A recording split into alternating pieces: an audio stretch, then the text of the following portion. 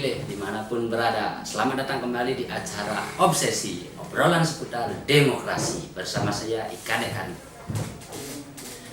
Komisi Pemilihan Umum Kabupaten Karangasem baru saja menetapkan DPS.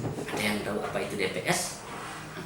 Kita akan mendiskusikan DPS tersebut pada episode kali ini. Untuk itu, saya sudah bersama anggota KPU Kabupaten Karangasem, Ibu Nilo Kusmirayanti SH. Bagaimana kabarnya? Kabar baik, Asungkaru. Nah, jadi KPU kan baru menetapkan DPS nih Bu. Ya. Apa sih DPS itu? Mungkin bisa dijelaskan kepada teman pemilih. DPS itu adalah daftar pemilih sementara yang merupakan hasil daripada pemutakhiran data yang sudah dilakukan oleh PPDP yang selama ini yang diawali dengan proses coklit. Nah, coklit itu adalah pencocokan dan penelitian data pemilih sesuai dengan data pemilih yang diturunkan oleh KPU Kabupaten, dalam hal ini yang namanya AKWK. Nah, jadi terhadap AKWK itu PPDP melakukan pencocokan dan penelitian terhadap calon-calon pemilih atau terhadap warga calon pemilih Pilkada 2020. DPS lagi Bu ya, yang ditetapkan kemarin itu bisa nggak dijelaskan berapa sih rinciannya? Ya, secara umum DPS kita kalau dibandingkan dengan DPT sebelumnya, kita dalam pemilihan sebelumnya juga mengalami penurunan. Nah, tetapi dari AKWK yang kita turunkan sebanyak 38174, kemarin kita setelah penetapan DPS ternyata hasil coklit atau hasil pemutakhiran itu dari data pemilih sementara mengalami penurunan sebanyak 1,92%.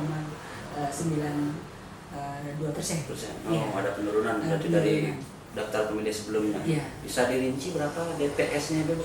Ya, jadi dari jumlah pemilih yang kita turunkan AKWK itu kan sebanyak 380.174. Nah, setelah penetapan DPS kemarin, kita di situ mengalami penurunan sebanyak 1,92%. Nah, kalau kita rinci lebih rigid lagi, untuk DPS sementara kita 375.285. Ya, itu terdiri dari jumlah pemilih laki-laki sebanyak 189.120, kemudian jumlah pemilih perempuan itu 186.165. Berarti itu totalnya Bu ya. Total, ya. Jadi ada penurunan dari DPT sebelumnya dan sekarang. Nah, itu kenapa? Apa sih yang menyebabkan terjadi penurunan itu? Dalam proses pemutakhiran data kita mengenal adanya pemilih yang TNS tidak memenuhi syarat. Tidak memenuhi syarat, kemudian ada pemilih baru, ya. Kemudian ada juga ubah data. Nah, terhadap ubah data ini memang tidak akan berpengaruh terhadap jumlah, karena hanya merubah elemen-elemennya saja dari salah menjadi benar. Itu tidak akan berpengaruh pada jumlah. Ya. Kemudian kalau yang berpengaruh adalah pemilih baru dan pemilih yang TNS. Jadi itu yang mempengaruhi nanti kenapa DPS kita mengalami penurunan di tahun ini. Misalnya berarti setelah dilakukan coklit ternyata ada pemilih yang sudah meninggal terdaftar itu dicoret. Jadi seperti itu, sehingga jadi jumlahnya turun. Dan mungkin juga nanti akan bisa bertambah apabila ada pemilih baru belum tercatat. Yang belum terdaftar. Setelah ditempel ini banyak yang mendaftar. Jadi dua hal itu yang menyebabkan daftar pemilih kita bisa menurun atau bisa bertambah. Nanti setelah sementara ini ada proses lagi berarti Bu ya? Ya, jelas. Karena dalam DPS ini kan kita nanti per tanggal 14 kita sudah kita lakukan penyerahan kepada PPK dan kepada PPS sih sebenarnya, tetapi melalui PPK. Kemudian per tanggal 19 itu akan diumumkan dan ditempelkan di masing-masing desa kelurahan. Di desa kelurahan, ada di kantor desa, kemudian ada di dusun-dusun masing-masing, kemudian sebagai arsip di PPS. Jadi DPS ini jadi seperti itu teman pemilih ya, akan diumumkan di masing-masing lingkungan atau dusun dan kantor desanya ditempel. Nah, kemudian setelah ditempel itu kan ada tanggapan dari masyarakat. Ada masukan mungkin apakah dalam pengumuman itu mereka belum terdaftar misalnya, kemudian dari pengumuman itu juga diketahui oh ada elemen datanya yang salah, sehingga diharapkan dari masyarakat dan semua pihak yang terkait dalam hal ini memberikan kita masukan terhadap data pemilih yang sementara itu. Nah Bu, sebelum lanjut nih, Iya. apa sih sebenarnya yang menjadi syarat-syarat sebagai pemilih biar nanti misalnya masyarakat kan tahu nih, oh saya ternyata sudah memenuhi syarat, tapi kok enggak ada di daftar itu. Nah, bisa dijelaskan? Nah, jadi syarat pemilih itu adalah syarat dasarnya sekali, dia harus sudah mempunyai KTP-R. Dalam hal ini dia juga harus syarat memiliki KTP kan harus umur 17 tahun nih. 17 tahun ke atas. Nah, kalaupun dia belum umur 17 tahun secara undang-undang, dia juga berhak sebagai pemilih, tetapi dengan syarat dia sudah pernah kawin atau nikah. Berarti belum, misalnya nikahnya sebelum 17, dia sebenarnya sudah boleh sebagai pemilih itu. Boleh sebagai pemilih, asal dilengkapi dengan administrasi yang sesuai dengan aturan yang berlaku saat ini. Administrasinya. Ya. Selain itu apalagi Bu, ada mungkin kalau TNI Polri itu ya, masuk itu untuk TNI Polri yang mungkin sudah masa pensiun. Oh, yang pensiun, berarti yang anggotanya sudah per tanggal 9 Desember ini sudah ya. pensiun mereka itu. Nah, kemudian juga sebaliknya kalau yang dari warga sipil menjadi ini hilang hak pilihnya. Nah, jadi itu ya teman pemilih, kalau misalnya ada saudaranya yang baru jadi polisi atau menjadi TNI, itu nanti dilaporkan biar tidak terdaftar sebagai pemilih. Ya. Dan satu hal lagi juga ada dari apabila warga itu tidak dicabut hak pilihnya oleh pengadilan. Oh, ada putusan pengadilan yang mencabut hak pilihnya. Kalau dia sudah dinyatakan diputuskan oleh pengadilan negeri bahwa dia dicabut hak pilihnya, dia tidak berhak lagi menjadi tidak bisa didaftarkan sebagai pemilih. Nah, tadi seperti itu sudah dijelaskan syarat-syaratnya. Nah, sekarang gimana prosesnya kalau misalnya nih saya belum terdaftar, ternyata setelah ditempel itu belum terdaftar, apa yang harus saya lakukan? Ya. Pertama-tama misalkan kalau Dekari merasa dirinya belum terdaftar nih setelah ada pengumuman di dusun ataupun di kantor desa melihat pengumuman DPS itu, yang pertama kali dilakukan bisa melaporkan diri kepada kadusnya, kepala lingkungannya, bisa tanyakan dulu kenapa. Nah, akan ditindaklanjuti setelah itu mungkin ke kantor desa, karena ada perpanjangan tangan kita di situ yang namanya PPS. Nah, kalau mungkin PPS di kantor desa nggak bisa, mungkin langsung ke PPK juga di kecamatan juga boleh melaporkan diri. Nah, kalaupun tidak, mungkin kalau adik main pas ke kota Karangasem, langsung aja datang ke KPU, kantor KPU. Nah, tetapi kalau adik zaman sekarang kan adik zaman milenial nih. Adik bisa langsung klik di www.lindungihakpilihmu.kpu.go.id. Berarti tinggal klik di sana saja ya. Dilihat kalau belum terdaftar atau memang sudah terdaftar, nanti akan muncul di sana Bu ya. Lanjut lagi Bu, ini seputar DPS. Nanti setelah DPS ini kan nih ada masukan masyarakat, nanti berarti itu bisa berubah lagi Bu ya? Bisa berubah lagi. Ya, dari masukan itu yang kita harapkan, karena seperti kita pahami bahwa data pemilih ini bukan milik KPU saja. Data pemilih adalah data kita bersama. Kenapa demikian? Karena kita mengharapkan partisipasi baik dari penyelenggara, kemudian dari peserta pemilu, kemudian dari masyarakat itu sendiri. Nah, karena kenapa mewujudkan satu demokrasi yang benar-benar demokrasi adalah bersumber dari data pemilih itu sendiri. Karena bagaimanapun data pemilih adalah jantung atau darahnya dalam pelaksanaan pemilu. Jadi data itu darahnya pemilihan Bu. Iya, darahnya pemilihan sebenarnya. Karena dia menyebar kemana-mana seperti itu. Kalau darahnya tidak bagus, berarti akan, kalau di organ tubuh kita, kalau darah sudah terkontaminasi ya otomatis yang lain-lain juga tidak berfungsi dengan normal seperti itu. Itu kita mengibaratkan ya data pemilih di dalam sebuah ajang demokrasi yang sangat mulia ini, karena dari demokrasi kita bisa memilih pemimpin untuk 5 tahun ke depan seperti itu. Nah, kira-kira bisa nggak Bu dikasih gambaran rentang waktu atau masa dari daftar pemilihan ini, daftar pemilih sementara ini kapan, terus setelah itu apa, itu bisa dikasih mungkin kalau kita berbicara dengan proses pemutahiran data, sebenarnya kita sudah ada rentang waktunya, timeline-nya itu dimulai dari 5 Juli sampai dengan 6 Desember nanti. Ya. Dari 5 Juli kemarin sampai Ya, 6 Desember nanti. Sampai 6 Desember sampai ada putusan terkait dengan penetapan DPT. Nah, tetapi dapat saya sampaikan dalam proses pemutakhiran data itu sendiri, kita awali di 15 Juli kemarin, yaitu kita awali dengan pencocokan dan pemilihan. Dan itu pencokletan dan penelitian itu berlangsung sampai dengan tanggal 13 Agustus kemarin. Berarti 1 bulan itu ya. ya. Nah, sehingga dari proses itu kita dapatkan data yang namanya DPHP di awal. Nah, DPHP itu daftar pemilih hasil pemutakhiran. Hasil pemutakhiran yang sudah melalui proses di mana ada rekapitulasi dan penetapan di tingkat desa, kemudian dilakukan juga rekapitulasi di tingkat kecamatan. Nah, baru kemudian kemarin per tanggal 9 September kita di kabupaten menetapkan yang namanya DPS. Daftar pemilih sementara itu ya. Nah, seperti yang saya sampaikan tadi bahwa nanti DPS ini akan tanggal 19 kita akan mulai umumkan di masing-masing desa dan dusun seperti itu. Setelah diumumkan, terus jadi ditetapkan itu tanggal berapa?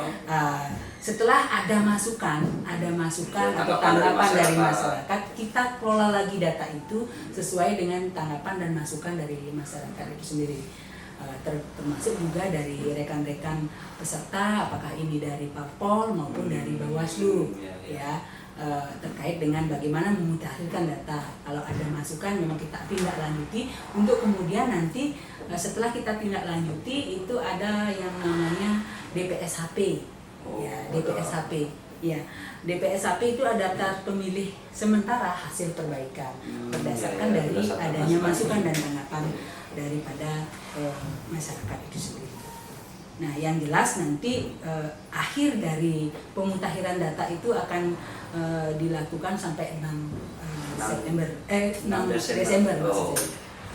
Nah, itu kan sampai batas waktunya seperti itu, Bu. Ya. Kalau misalnya nih hari pemungutan kan 9 Desember 2020, ada ternyata masyarakat Karangasem yang belum terdaftar di mana-mana setelah DPS, setelah DPD ternyata belum terdaftar. Nah, apa tetap bisa nyoblos itu? Iya. Kalau ada misalkan seperti hal yang seperti yang Rekari sampaikan, sangat dilindungi masih ininya, yaitu dengan datang ke TPS hanya dengan membawa KTPR. Nah, nanti dia akan terdaftar sebagai pemilih DPK, daftar pemilih khusus. Khusus berarti ya, dia. Khusus dia hanya karena yang namanya kita sebagai penyelenggara kan dan validnya data itu adalah tidak hanya kita bisa dari KPU saja, ya, seperti yang saya sampaikan tadi, pasti ada kekurangan atau ketidaksempurnaan di situ. Nah, seperti yang tercecer itu dengan hanya membawa KTP saja nanti ke TPS itu bisa melakukan. Tapi KTP-nya wajib KTP Karangasem. KTP Karangasem, jangan KTP yang lain. Kemudian mungkin nanti di situ akan ada batas waktu untuk pemilih yang seperti itu adalah mulai jam 12. Jam 12 sebentar. Nah, jadi seperti itu teman pemilih, jangan khawatir tidak bisa menggunakan hak pilihnya. Kita di KPU tetap akan difasilitasi berarti, Bu, ya. Jadi tapi mulai sekarang setelah DPS itu diumumkan, silahkan dicek di masing-masing kantor desanya. Cek diri. Ya. Kalau belum terdaftar segera, Bu, ya. Bisa menggunakan. Bagi saya, menurut hemat saya pribadi nih, ya jarang loh ada pemilu atau pilkada seperti tahun 2020 ini. Karena kenapa? Nah, mungkin kita semua tahu di sini saat ini kan kita sedang berada pada kondisi COVID-19. Jadi akan ada banyak hal-hal baru di TPS nantinya. Nah, sayang kalau itu dilewatkan oleh pemilih-pemilih kita. Karena dengan mungkin datang nanti di TPS per tanggal 9 Desember kita akan punya sebuah cerita yang akan kita ceritakan kepada anak cucu kita nanti dalam perjalanan demokrasi di situasi pandemi ini. Gimana sih pada saat itu kan itu jarang terjadi, dan ini mungkin baru pertama kali yang kita akan alami. Oleh karena itu kami dari data mengharapkan sekali semua lapisan masyarakat yang sudah terdaftar di daftar pemilih untuk datang nanti pada tanggal 9 Desember. Ya. Nah, jadi itu biar jadi bagian sejarah, bagian sejarah kita. Pilkada di tengah pandemi kan. Sayang sekali kalau itu dilewatkan. Tapi kita berharap sih ini pertama dan terakhir ya. Ada lagi pandemi. Ada lagi. Nah, tadi ngomong-ngomong seputar KTP Bu, jadi kan ini berkaitan dengan dinas yang lembaga lain. Nah, ada nggak sinergitas antara KPU dengan lembaga yang dalam hal ini kan Dinas Pendudukan dan Catatan Sipil, supaya mungkin masyarakat yang belum punya KTP biar difasilitasi? Oke, pertanyaan bagus sekali ya, karena bagaimanapun seperti yang sampaikan tadi bahwa kevalidan data daftar pemilih ini tidak bisa hanya dari KPU saja, harus ada sinergitas dengan lembaga-lembaga lain. Nah, dalam hal ini sudah barang tentu yang berkompeten sekali adalah Disdukcapil kan seperti itu. Selama ini proses pemutahiran data koordinasi kita cukup baik dan jadi sangat baik ya, intens dengan lembaga yang Disdukcapil dalam hal ini. Satu contoh saja saya berikan contoh, misalkan pada saat kita melakukan coklit, ada warga yang mungkin belum memiliki KTP, kita fasilitasi di situ. Sebenarnya sudah berhak. Berhak. Nah, kemudian apakah dia prosesnya mungkin belum melakukan perekaman, kemudian sudah perekaman tetapi KTP-nya belum terbit karena suatu hal di lembaga Disdukcapil. Nah, itu kita bisa fasilitasi. Dalam hal ini inilah pelayanan dari KPU. KPU kan sifatnya melayani. Nah, walaupun dalam proses itu hanya sebatas mungkin dari kita, dari PPDP pada kondisi yang demikian, PPDP hanya menghimpun nama-nama yang bersangkutan. Siapa sih yang belum memiliki KTP, siapa yang belum berekaman. Nah, nama-nama itu disampaikan kepada PPS, kemudian PPS menyampaikan kepada PPK, dan PPK menyampaikan kepada kita. Dan kita yang akan menindaklanjuti, mengkoordinasikan dengan Disdukcapil. Ini loh yang belum ternyata segini. Nah, kemudian kita harapkan bagaimana gebrakan daripada tindak lanjut daripada Disdukcapil itu sendiri. Artinya seperti yang dia sampaikan tadi, karena pemilu ini pemilu Pilkada 2020 ini sangat istimewa untuk di tahun ini. Yaitu istimewanya kenapa? Karena akan ada hal-hal baru di TPS yang sayang sekali untuk dilewatkan. Nah, jadi pesan saya, walaupun kami didata ya, mungkin ini karena untuk pencapaian juga target kita di Provinsi Bali terkait dengan penyelenggaraan Pilkada 2020, kita sangat mengharapkan sekali masyarakat untuk berpartisipasi, datang dan melakukan hak hak pilihnya untuk memilih pemimpin Karangasem 5 tahun ke depan, yaitu pada tanggal 9 Desember 2020. Baik, luar biasa panjang sekali diskusi kita seputar data pemilih Bu ya. Nah, sekali lagi saya menarik ini mengutip tadi bahwa daftar pemilih itu adalah darahnya pemilihan. Kalau darahnya bersih tentu pemilihannya lancar. Ya, tentu sekali lagi saya imbau mungkin pada kesempatan ini biar masyarakat Karangasem yang sudah berhak seperti yang tadi dijelaskan, ayo segera cek dan daftar. Kalau belum terdaftar segera daftarkan kini. Baik, terima kasih Bu Kus waktunya sudah berkenan berdiskusi di sesi ini.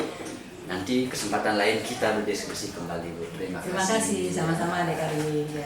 Nah, sudah terjawab kan apa itu DPS? Simak terus Obsesi di episode-episode mendatang dengan topik-topik yang lainnya. Saya Kadek Kari, pamit undur diri dan terima kasih. 9 Desember, sing nyoblos, sing mulih.